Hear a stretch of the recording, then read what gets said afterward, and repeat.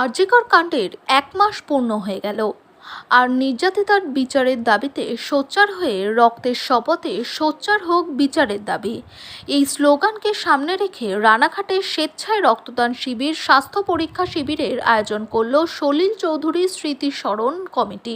রানাঘাট ছোট বাজার মোড়ে এই অনুষ্ঠানের আয়োজন করা হয়। প্রসঙ্গত, ৫ই সেপ্টেম্বর বিশিষ্ট সঙ্গীত পরিচালক সলিল চৌধুরীর মৃত্যু দিবস, আর সেই দিনটিকে স্মরণ করে প্রত্যেক বছরই বিভিন্ন সমাজসেবামূলক কাজ করার পাশাপাশি বিভিন্ন সাংস্কৃতিক অনুষ্ঠানেরও আয়োজন করে সলিল চৌধুরী স্মৃতি স্মরণ কমিটি।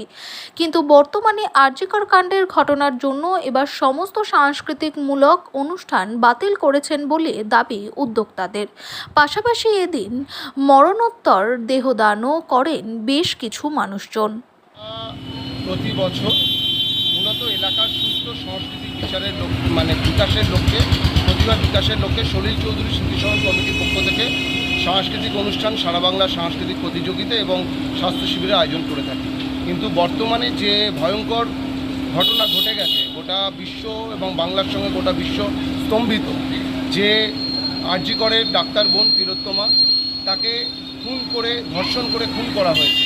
এবং এখন যেটা বোঝা যাচ্ছে, এটা শুধুমাত্র ধর্ষণ বা খুনের ঘটনা নয়, সে স্বাস্থ্য দপ্তরের একদম নিচের তলা থেকে একদম স্বাস্থ্য ভবন অবধি যে চরম দুর্নীতির যে সাম্রাজ্য, সেই সাম্রাজ্যের বেশ কিছু অংশ সে জেনে ফেলেছিল, তাকে তাই শাস্তিস্বরূপ দুষ্কৃতীরা খুন করে ধর্ষণ করেছে। অথচ এখনও আমরা দেখছি যে প্রশাসনের পক্ষ থেকে প্রকৃত দোষীদের আড়াল করার চেষ্টা হচ্ছে, তাদেরকে ধরা হচ্ছে না। বিচারের তারিখের পর তারিখ চলে যাচ্ছে, তারা বিচার পাচ্ছে না। আমরা তাই মহামান্য সুপ্রিম কোর্ট, মহামান্য ভারত সরকার এবং মহামান্য পশ্চিমবঙ্গ সরকারের কাছে আমাদের এই রক্তদান শিবিরের মাধ্যমে আমরা যে আবেদন জানাচ্ছি, যে রক্তের বন্ধনে সোচ্চার হোক বিচারের দাবি, এটা আমাদের দাবি নয়, গোটা বাংলার, গোটা বিশ্বের মানুষের দাবি। সেই আমার বোন তিলোত্তমাকে মনে রেখে এবছর আমরা সমস্ত সাংস্কৃতিক অনুষ্ঠান বাদ দিয়ে শুধুমাত্র স্বেচ্ছায় রক্তদান শিবির, আমরা ন্যূনতম 50 জন রক্তদাতা আজকে রক্তদান করবেন। তার সঙ্গে হচ্ছে free medical check up camp, general physician, blood sugar বিভিন্ন সেগুলো রয়েছে, থাইরয়েড এগুলো রয়েছে। পাশাপাশি মরণোত্তর দেহদানের অঙ্গীকার, এই কাজ মানুষকে যে কুসংস্কার থেকে বার করে এনে মৃত্যুর পরেও যাতে মানুষ বেঁচে থাকতে পারে, সেই মরণোত্তর দেহদান অঙ্গীকার শিবির আমরা এখানে আয়োজন করেছি।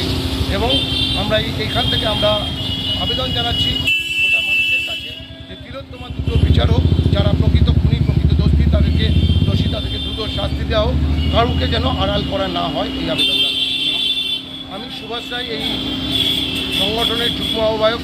আমার সঙ্গে রয়েছেন এই এলাকার সম্পাদক, 3 নম্বর শাখার সম্পাদক প্রবীর ঘোষ, সৌমেন রায়, এবং আমাদের অন্যতম আহ্বায়ক অঙ্কুশ ঘোষ ছিলেন, নির্ময় চক্রবর্তী ছিলেন সম্পাদক।